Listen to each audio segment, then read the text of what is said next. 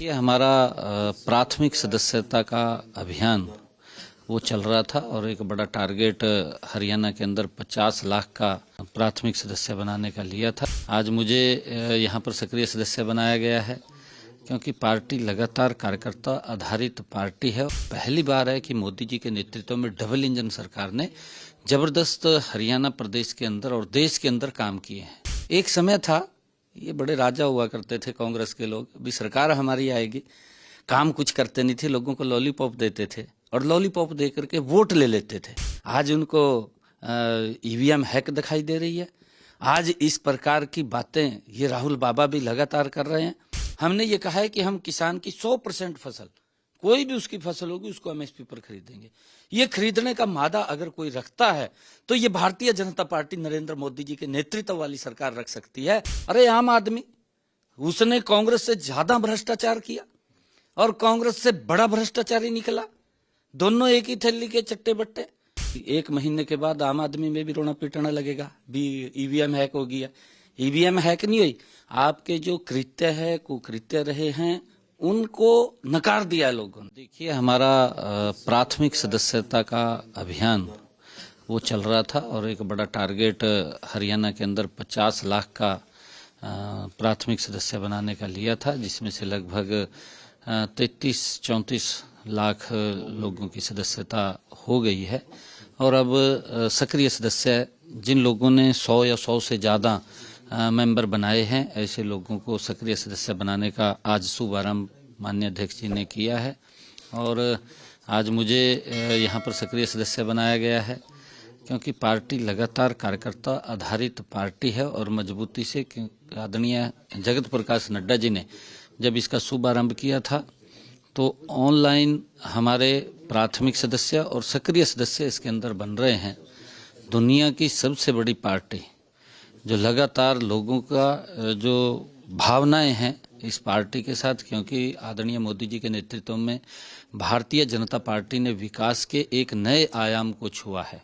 हर गरीब व्यक्ति के घर तक सरकार पहुंची है, योजनाबद्ध तरीके से पहुंची है और लोगों का एक स्नेह प्यार भारतीय जनता पार्टी कमल के फूल के साथ है। भारी संख्या के अंदर लोग भारतीय जनता पार्टी के सदस्य बन रहे हैं।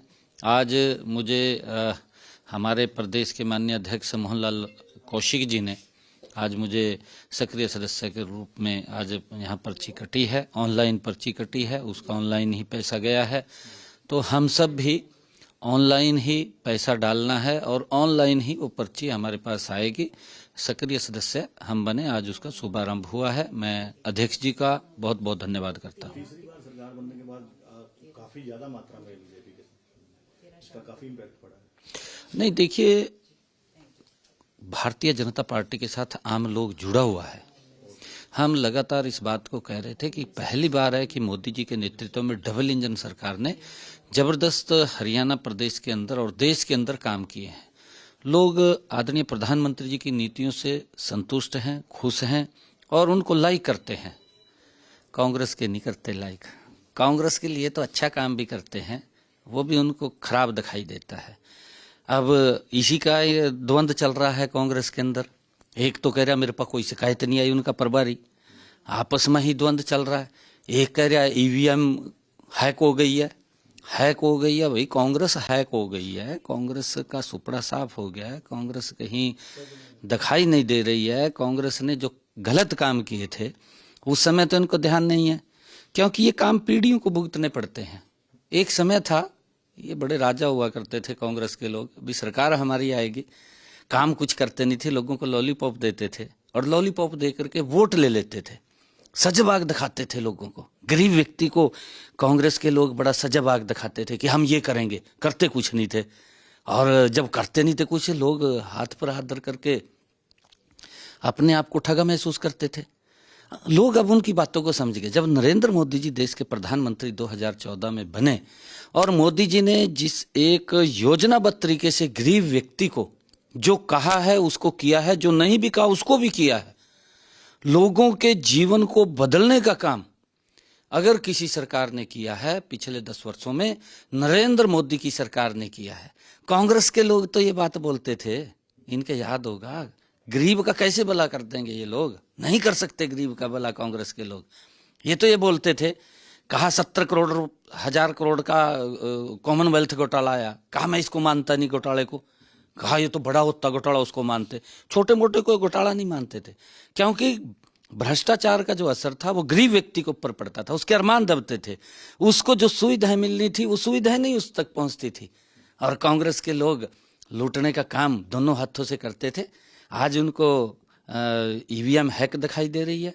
आज इस प्रकार की बातें ये राहुल बाबा भी लगातार कर रहे हैं कि किसानों की स्थिति खराब है। अरे तू अपनी पीढ़ियों की तरफ देखना, आपकी पीढ़ियों ने, आपके दादा ने, आपके बाप ने, आपकी दादी ने किसानों के हित में कौन से कदम उठाए हैं उसका बताने का काम कर।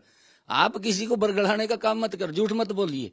मोदी जी ने पिछले 10 वर्षों में किसान हित में जो मजबूत कदम उठाए हैं उसका परिणाम है कि आज किसान की भी तस्वीर बदलने का काम देश के अंदर नरेंद्र मोदी की डबल इंजन की सरकार कर रही है। हमें खुशी है कि हमने पिछले 10 वर्षों के अंदर किसान की फसल को एमएसपी पर लगातार खरीदने का काम किया है।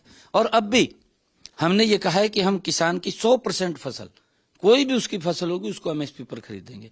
ये खरीदने का मादा अगर कोई रखता है तो ये भारतीय जनता पार्टी नरेंद्र मोदी जी के नेतृत्व वाली सरकार रख सकती है, ये कांग्रेस वाली सरकार नहीं रख सकती। कांग्रेस की सरकार हिमाचल में है, नहीं बोल सकते कि हम किसान की 100% एमएसपी पर खरीदेंगे। कांग्रेस की सरकार कर्नाटक में है, नहीं बोल सकते कि हम किसान की 100% फसल एमएसपी पर खरीदेंगे। कांग्रेस की सरकार तेलंगाना में है, नहीं बोल सकते कि हम किसान की फसल को 100% एमएसपी पर खरीदेंगे। अरे आम आदमी, उसने कांग्रेस से ज्यादा भ्रष्टाचार किया और कांग्रेस से बड़ा भ्रष्टाचारी निकला। दोनों एक ही थैली के चट्टे बट्टे। यारे वही बोल दे, पंजाब के अंदर तो बोल दे, दिल्ली में भी किसान है उनके लिए भी बोल दे भाई वही आपकी फसल को हम 100% एमएसपी पर खरीदेंगे। पंजाब वालों को भी बोल दे। नहीं, झूठ बोलना है, झूठ बोल करके लोगों को बरगड़ाना है।